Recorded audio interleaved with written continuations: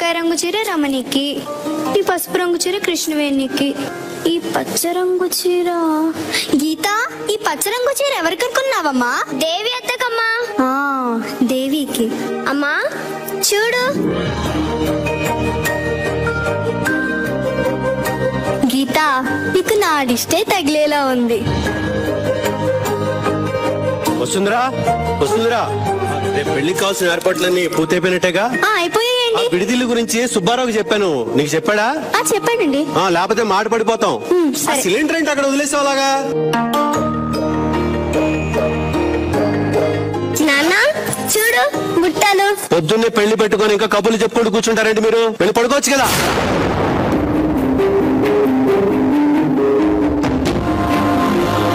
ఏంటమ్మా నాన్నకు ప్రేమగా మాట్లాడటమే రాదా?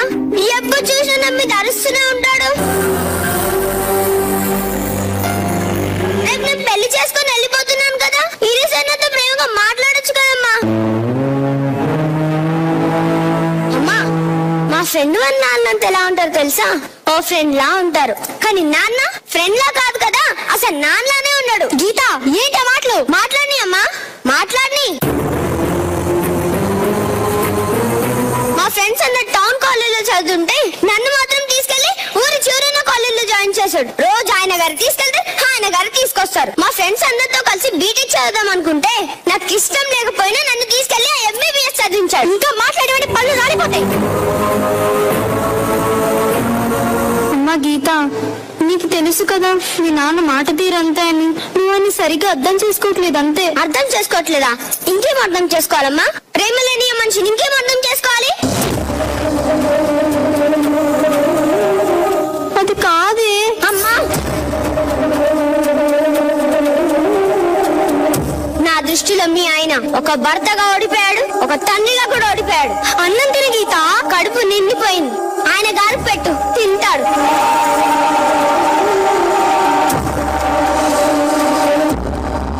వసుంధరా, రేపు పూజకి కావాల్సిన సామాన్లు వచ్చేసినట్టేనా? వచ్చేసేయండి. ఇదిగో కొబ్బరికాయలు సరిపోతే పెరట్లో కొబ్బరికాయలు ఒలిచి పెట్టాను, కావాలంటే తీసుకో. అమ్మాయి పడుకుందా? మీరు గట్టిగా అరిసారని అలిగి పడుకుంది. మీరు గీతతో కొంచెం ప్రేమగా మాట్లాడచ్చు కదండి. అంటే నీ ఉద్దేశం నా కూతురు మీద నాకు ప్రేమ లేదనా? అనగలుగుతున్నావు వసుంధరా మాట నువ్వు?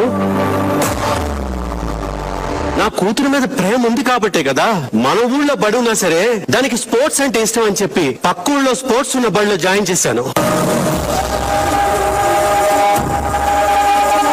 ప్రయాణం చేసి అలసిపోద్ది కదా అని స్వయంగా నేనే కాలేజీకి తీసుకెళ్లి ఇంటికి తీసుకొచ్చేవాడిని. ఎందుకు? కూతురు పక్కన తండ్రి ఉంటే ధైర్యం వేరు వస్తుందిరా.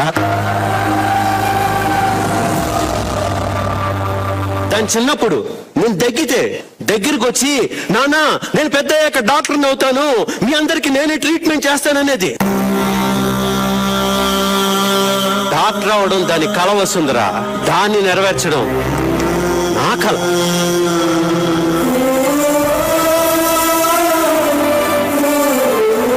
అందుకే ఉన్న పొలాన్ని కూడా అమ్మేసి ఎంబీబీఎస్ చదివించాను దాన్ని. మరి ఇదంతా ప్రేమ కాదంటావా?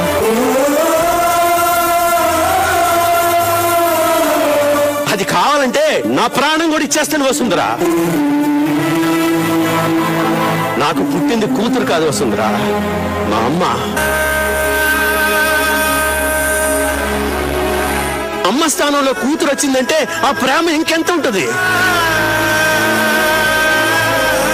నువ్వు అంటుంటావు కదా ఎందుకండి ఇన్ని సంబంధాలు వచ్చినా ఏరుకోరు ఇదే సంబంధం ఎంచుకున్నారు అని. నా కూతురుకు వచ్చే మొగుడు కడుపు నిండా అన్నం పెడితే సరిపోదు వస్తుందిరా, జీవితాంతం కంటికి రెప్పలా చూసుకునే మొగుడు కావాలి.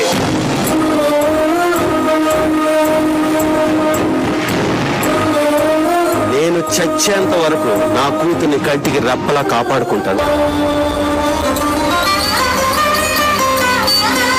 ఎందుకు ఏడుస్తున్నావు? ఏడవకు, ధైర్యంగా ఉండు. ఆ గ్లాస్ అన్నం పెట్టు.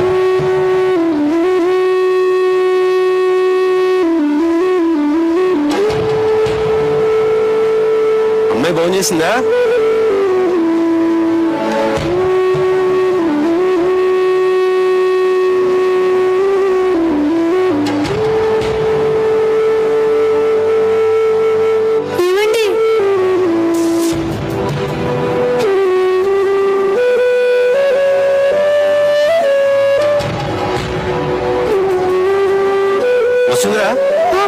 కావాల్సిన బట్టలన్నీ సర్దేసినట్టే కదా, వీలుంటే నీ బంగారం కూడా పెట్టి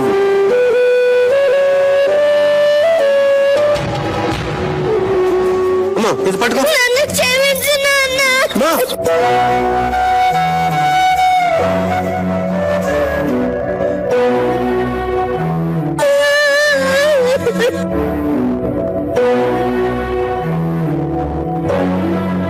అమ్మాయిగా గెలిచానేమో కానీ నిన్ను అర్థం చేసుకోవడంలో కూతురుగా ఓడిపోయాను నాన్న.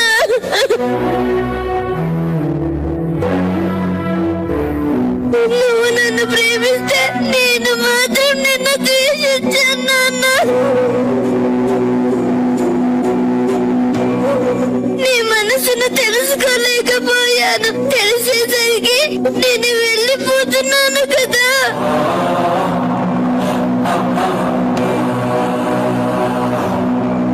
మళ్ళీ నా బాల్యం వెనక్కి వెళ్ళే అవకాశం వస్తే నీ చెయ్యి పట్టుకొని నడవాలని ఉంది నాన్న.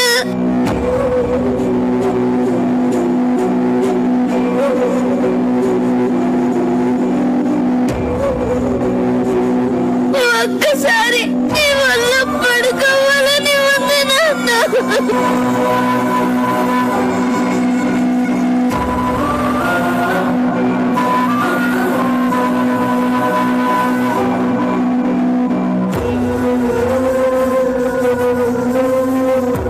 నీతోనే ఉండాలని ఉంది.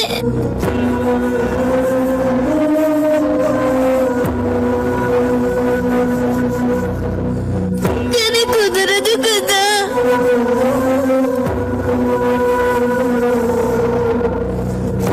వెళ్ళిపోతున్నాను కదా.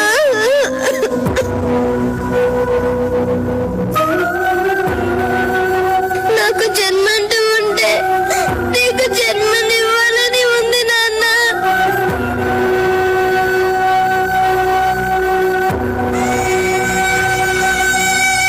అమ్మ జన్మనిస్తే నాన్న ఆ జన్మానికి అర్థం ఇస్తాడని తెలుసుకోలేకపోయాను నాన్న.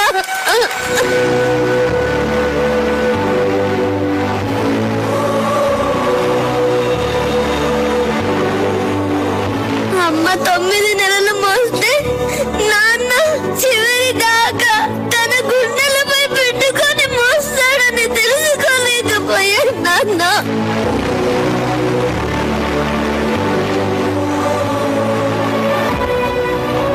నన్ను క్షమించు నాన్న. నన్ను క్షమించు. అమ్మా అమ్మా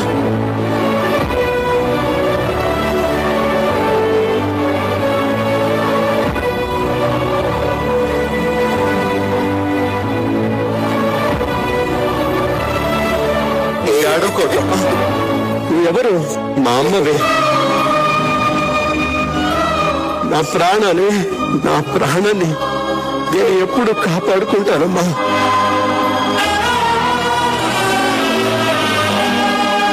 ఒకవేళ నా ప్రాణం పోతే మళ్ళీ నీ కడుపునే పుడతానమ్మా.